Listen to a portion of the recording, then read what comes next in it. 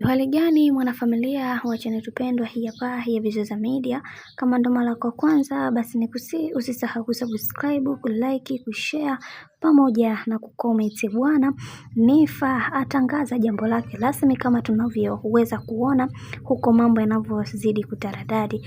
Ameweza kuongea vitu vingi katika kila hatua ambayo amekuwa akiyapitia katika maisha yake, na leo hii ameweza kusema kwamba siku ya tarehe 25 ambayo ndio siku hii ya leo, kwamba ana amani na furaha kwa sababu anaenda kukamilisha jambo kubwa ambalo toka azaliwe hakuwahi kulifanya. Na pia kitu ambacho anachokifanya bibi Niffer ni kuwataka watu wengine waendelee kumfuatilia zaidi, na wengi waliendelea kumsihi kama ni swala zima la ndoa.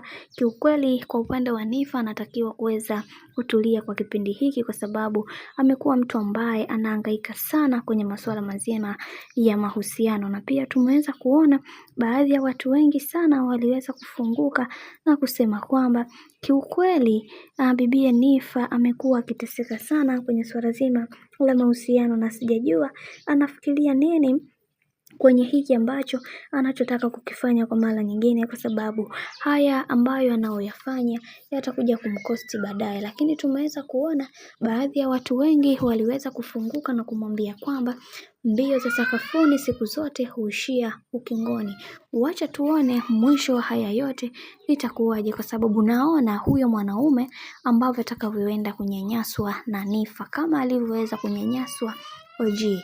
Na pia tumeweza kuona baadhi ya watu wengi waliweza kufunguka wakisema kwamba kiukweli yatupaswa kuweza kuhakikisha na bibi Niffer kabla hajaingia kwenye ndoa nyingine kichwa yake iwe imekaa sawa, maana asije akaenda kuharibu mambo mengine huko, kwa sababu tunamjua vizuri, maana yeye hachelewi kumwanika mume wake hadharani. Hili jambo si jambo jema na si jambo zuri, lakini wacha tuone mwisho wa haya yote itakuwaje, kwa sababu haya yanayoendelea kwa kipindi hiki kiukweli yanasikitisha na yanahuzunisha. Lakini wacha tuone mwisho wa haya yote itakuwaje, maana kuna mambo mengi ambayo yanayokuja na tunahitaji kuweza kupata taarifa zilizo bora na zilizo sahihi ili kuweza kufikia malengo ambayo tulioweza kujiwekea katika maisha yetu. Sasa kwa upande wa Niffer, hichi ambacho anachoenda kukifanya siku ya leo ni kama kufuru. Wacha tuone mwisho wa haya yote itakuwaje, maana tukio hili watu wengi wamekaa tayari kwa ajili ya kuweza kuliona na kulipokea kiujumla, maana ni kitu ambacho amekuwa akipiga nacho kelele siku zote. Bwana, mambo ni mengi, wacha nikusihi kitu kimoja. Kama ndo mara kwa kwanza basi usisahau kusubscribe, kulike, kushare pamoja na kucomment.